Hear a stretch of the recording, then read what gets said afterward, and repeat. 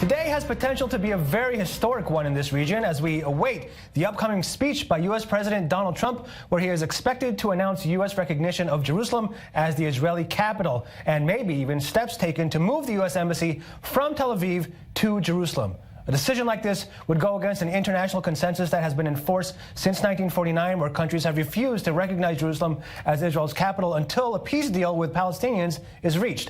Why has the administration decided to do this now, and what could the consequences be? We'll be discussing exactly this throughout the 2 hours of our show. But first, I want to go to Washington, D.C., where we are joined by Congressman Brian Mast, a Republican congressman from Florida. Mr. Mast, thank you for coming on the show.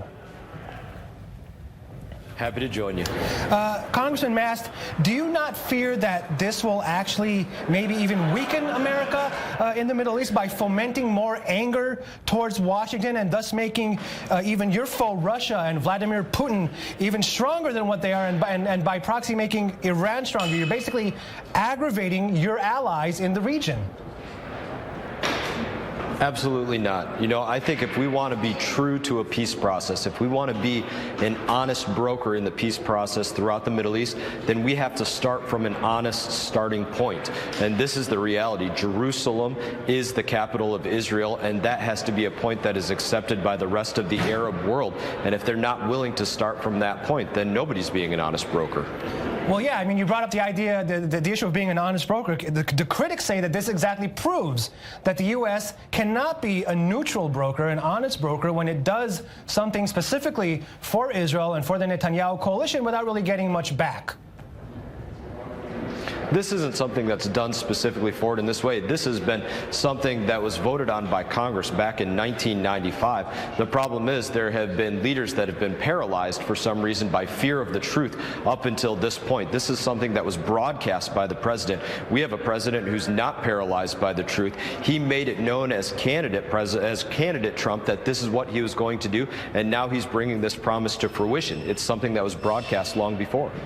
And let's talk about the worst case scenario. There's fear here in Israel and, of course, in Palestinian territories that lives might be lost. If that worst case scenario happens and blood starts flowing in the streets, the critics in Israel and, of course, in the Arab world say that this blood will be on American hands. What's your response to that? That's absolutely not the truth. I mean, the reality of the matter is this. There are people within the Arab and the Palestinian world that will use any excuse that they can find to go out there and cause the loss of life. That is the reality. That is what they have proven historically throughout time. But let's also look at this historic fact.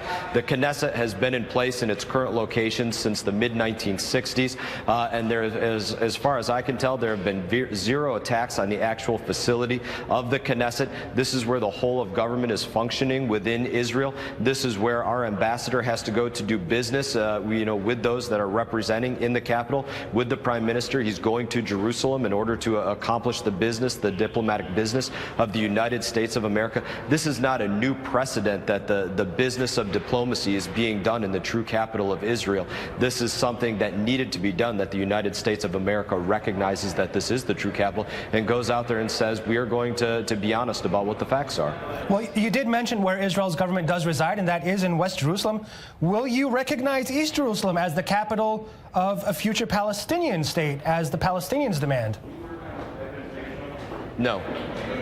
Why not? That's not something that I'm willing to recognize at this point.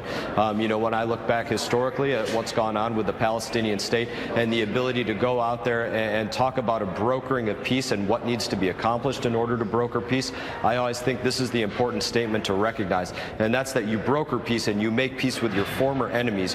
You don't make and broker peace with your current enemies. And the actions of what goes on with the Palestinians are not one that proves that they are a former enemy. They are, in fact, still an enemy. You look at one one of the things that we just voted on here in the House of Representatives, something known as the Taylor Force Act, where we go out there and we say no longer will the dollars of U.S. taxpayers go towards Palestinians when they're in the midst of paying the families and the terrorists themselves for committing acts of terrorism against Israelis. This is something that isn't going to happen. This is a you could call it a new day for the United States of America in the way that we are going to handle those that conduct terror against our greatest ally. So it's for those reasons that absolutely not. I'm not willing to look at those kind of measures as something to be brokered with somebody that still I would classify as an enemy. Republican Congressman Brian Mast of Florida, I want to thank you very much for those comments on the show. Thank you.